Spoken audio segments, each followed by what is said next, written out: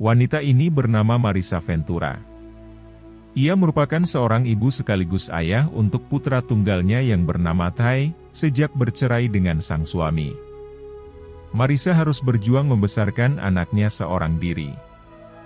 Dia menghidupi keluarga kecilnya itu dengan kerja banting tulang siang dan malam sebagai pelayan di sebuah hotel bintang 5 yang ada di Manhattan.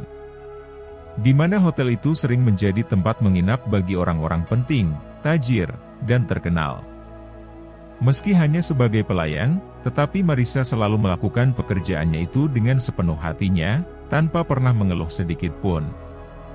Berkat kerja kerasnya yang selalu disiplin dan cekatan, itulah Marisa kerap dihujani pujian dari atasan dan para tamunya. Bahkan temannya yang bernama Stephanie tidak segan-segan merekomendasikan Marisa untuk mengisi posisi sebagai asisten manajer yang baru di hari itu. Hotel kedatangan dua tamu yang sangat penting. Tamu pertama merupakan seorang anggota DPR yang bernama Chris Marshall. Saat itu Chris yang sedang mempersiapkan kampanye untuk mencalonkan diri sebagai senator memilih hotel sebagai pusat konferensinya. Sementara tamu yang kedua adalah seorang wanita sosialita kelas atas yang bernama Caroline. Melihat Marisa berdiri kasih tinggi dengan pekerjaannya, Caroline pun sengaja memanfaatkan Marisa untuk melakukan sesuatu hal di luar tugasnya sebagai pelayan, yaitu membelikan stocking. Walau sedang terburu-buru karena harus menghadiri acara pidato anaknya di sekolah, Marisa tetap bersedia melakukannya. Sesampainya di toko, Marisa yang geram karena terus diabaikan oleh penjaga toko pun segera melabraknya. Setelah mengatakan itu, Marisa langsung pergi ke sekolah anaknya yang kebetulan sudah gilirannya Ty untuk berpidato. Sayangnya, Ty terbata-bata dan teman-temannya mentertawakan dirinya. Tentu saja hal itu membuat Ty spontan turun dari panggung. Marisa yang melihatnya seketika menghampiri Ty yang bersumpah tidak akan berpidato lagi. Marisa pun dengan hati-hati mengatakan kalau gugup itu sering melanda siapapun dan, "Mari, saya yakin di lain kesempatan, jika Ty mencobanya lagi, pasti akan jauh lebih baik." Namun nasihat itu sama sekali tidak mempan untuk merubah pikiran Ty. Demi membuat Ty merasa lebih baik, Marisa memberikan hadiah untuk anak semata wayangnya itu. Marisa yang harus kembali bekerja kemudian membawa Ty ke hotel dan menitipkannya ke rekan kerjanya. Lalu, setibanya di hotel, Caroline lagi-lagi menyuruhnya untuk mengembalikan bajunya ke butik. Dan Marisa yang sama sekali tidak keberatan segera melaksanakannya. Namun, bukannya membantu Marisa, Stephanie malah jelalatan dengan barang-barang mahal, terutama baju merek ternama yang akan dikembalikan ke butik. Kalau ditaksir, sih, harga satu baju itu bisa memborong sekitar 4 unit motor NMAX. Tak ingin menyia-nyiakan kesempatan, Stephanie pun terus-menerus membujuk Marisa untuk mencoba dan mengenakannya. Di sisi lain, Ty jenuh memutuskan untuk jalan-jalan di sekitar hotel, dan saat di lift, tak sengaja bertemu dengan Chris, yang selama ini menjadi idolanya. Chris dengan santainya mengajak Ty ngobrol. Ia kemudian terkagum-kagum dengan kepintaran anak 10 tahun itu. Tanpa pikir panjang, Chris mengajak Ty untuk ikut pergi bersamanya ke taman. Ty menerimanya dengan senang hati, tetapi Ty ingin izin dulu dengan ibunya.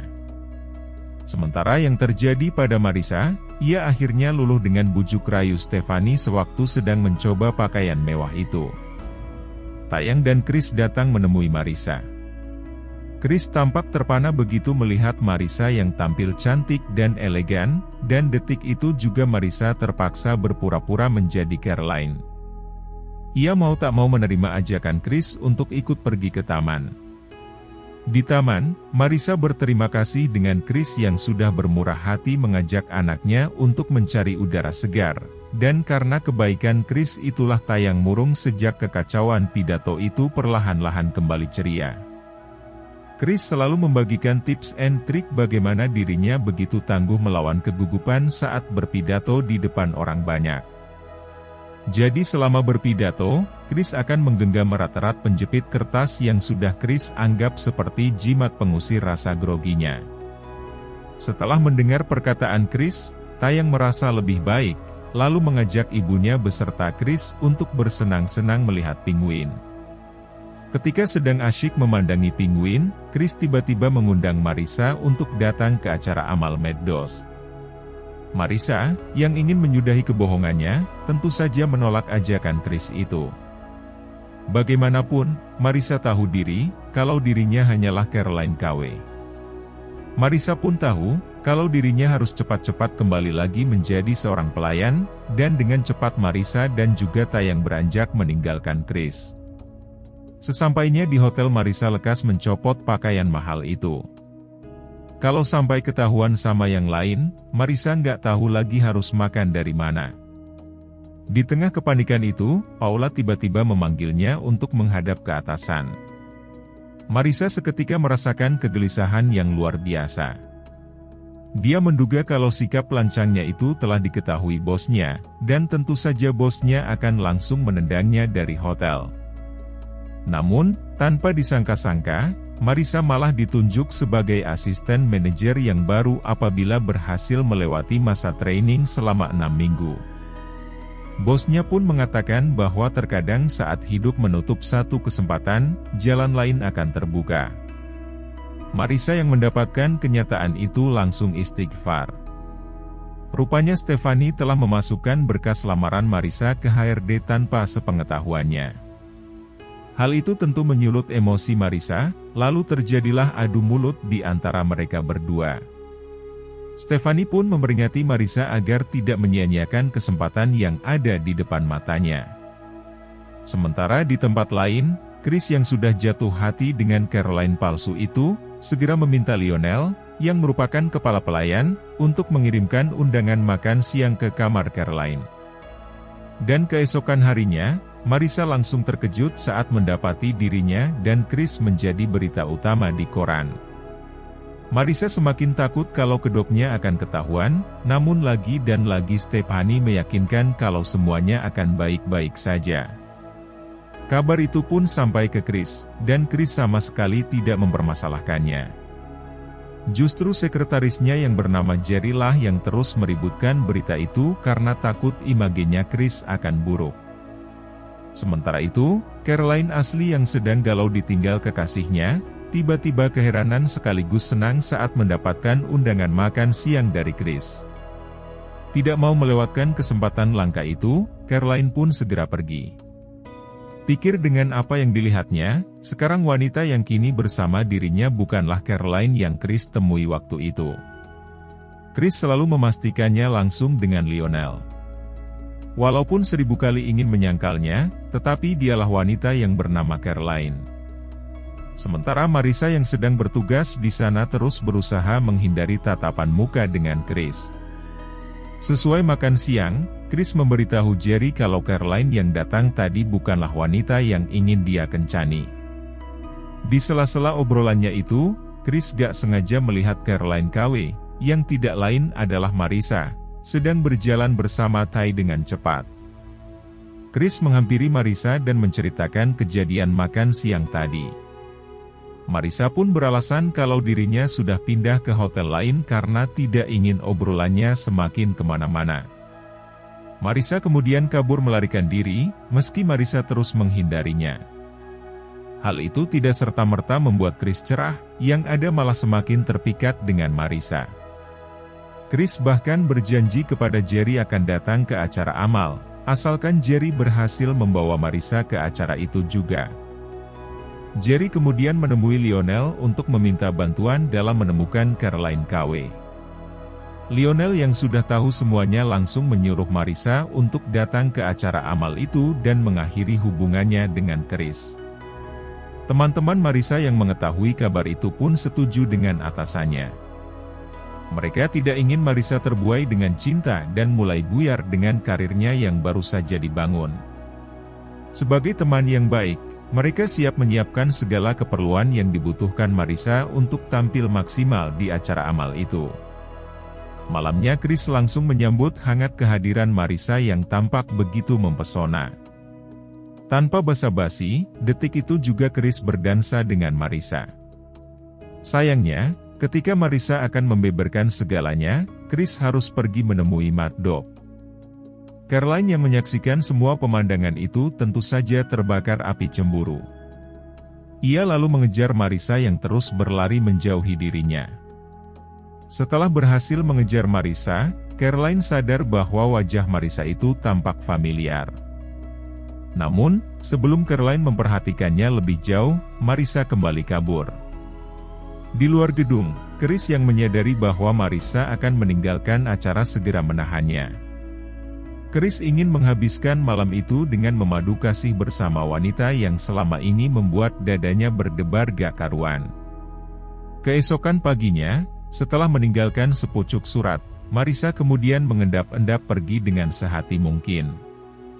Sayangnya, serapi apapun Marissa menyimpan rahasianya, pada akhirnya akan ketahuan juga. Marissa yang baru saja keluar dari kamar Chris itu tertangkap basah oleh Caroline. Gak terima karena identitasnya telah dicuri, Caroline otomatis mengadukan kelakuan Marissa itu ke manajer hotel dan juga Chris. Tepat setelah Chris datang, Caroline yang sudah muak langsung beberkan semua kebohongan Marissa. Caroline sengaja memanfaatkan momen itu untuk mengambil hatinya Chris, meski Chris bersikeras menyangkal kebenarannya. Namun, detik itu juga, Marissa dipecat secara tidak hormat. Lalu, Lionel pun ikut mengundurkan diri dari pekerjaannya karena bagi Lionel, Marissa kemudian pergi dengan hati yang sudah tercabik-cabik. Sementara itu, Kristus mendesak Marissa untuk menceritakan yang sebenarnya terjadi. Marissa yang sudah tidak sanggup lagi pun membongkar semua rahasianya. Saat itu, Marissa hanya ingin sehari saja merasakan hidup tanpa perlu merasa rendah diri hanya karena profesinya sebagai pelayan yang sering dianggap sebelah mata.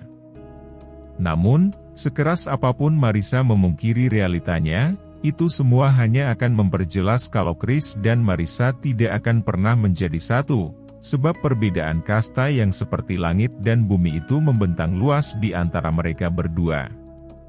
Marissa merasa hari itu adalah hari terburuknya sepanjang masa. Dan sesampainya di rumah, bukannya disambut dengan pelukan, Marissa malah dicerca habis-habisan oleh ibunya. Rupanya, ibunya sudah mengetahui kabar pemecatan itu. Ia menyuruh Marissa untuk bangun dari mimpi Cinderellanya, karena bagaimanapun segala cicilan dan perut yang keroncongan tidak akan bisa diisi dengan sebuah hayalan tinggi dari Marissa.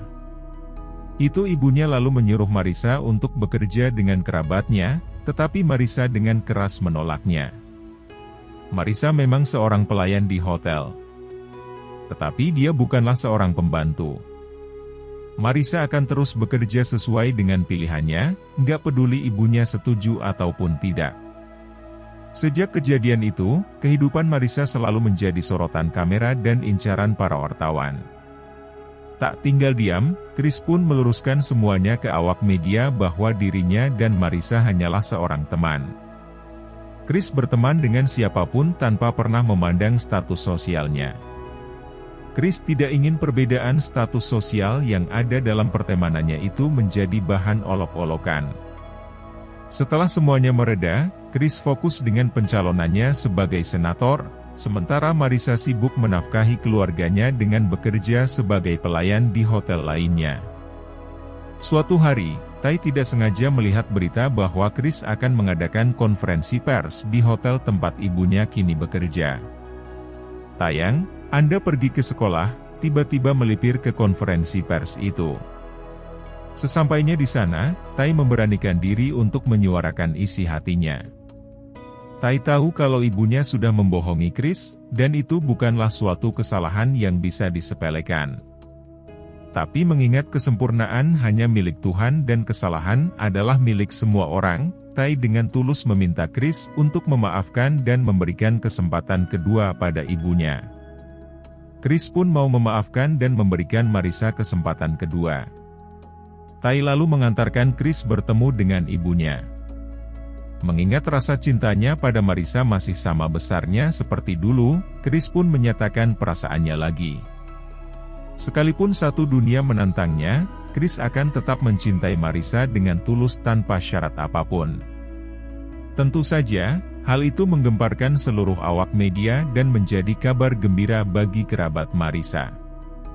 Dan setahun kemudian, Chris terpilih menjadi seorang senator, dan Marissa sukses menjadi manajer hotel. Mereka berdua pun hidup sebagai pasangan yang serasi.